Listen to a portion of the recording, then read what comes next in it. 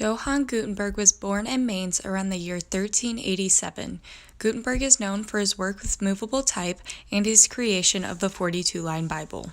He moved to Strasbourg, and later a man Gutenberg had been working with told a judge that Gutenberg was involved with a project with printing for 3 years.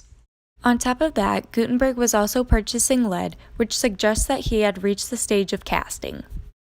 Gutenberg returned to Mainz seeking a loan. 2 years later, Gutenberg was seeking another loan, which forced him to put his 42-line Bible on the line. The making of the 42-line Bible caused Gutenberg to have many trials and errors with lettering and fonts. When he began a search for a more practical way to make movable type, he had no question about the character he was looking for, the best possible imitation of the most highly regarded manuscript of his day. Fortunately, northern black leathers had a huge influence at this time in Mainz. This helped the first European type cutter because just as Gothic letter forms are easier to write Roman, they are also easier to cut. There's less subtlety in Gothic shapes as well as in joining them in words and sentences. Although Gutenberg wanted to imitate the appearance of manuscript books, his method differed from regular calligraphic practices. His written models were translated into steel through a sculptural process.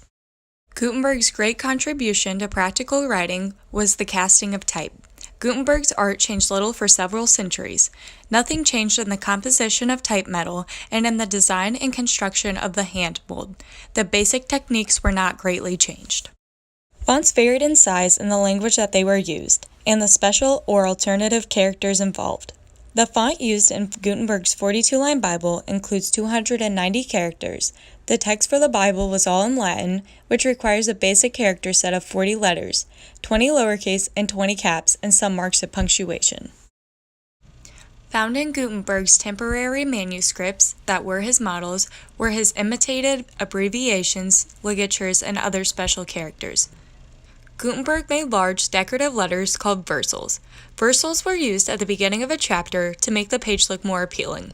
Gutenberg made bars with numbers, capital letters, and lowercase letters. He also made bars of type that were not letters and were used for punctuation marks. Lastly, he made blank bars that were used for spaces between words and text called spacers. In order to print text, Gutenberg had to make hand molds. These hand molds had to have letters stand above the metal base at the exact same height.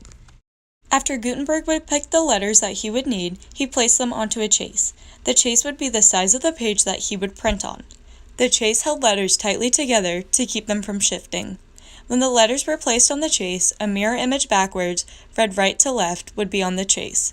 When the letters were transferred onto the page, they would be turned the correct way, read left to right. The chase would be placed on an iron bed, a flat, shallow, box-like metal frame.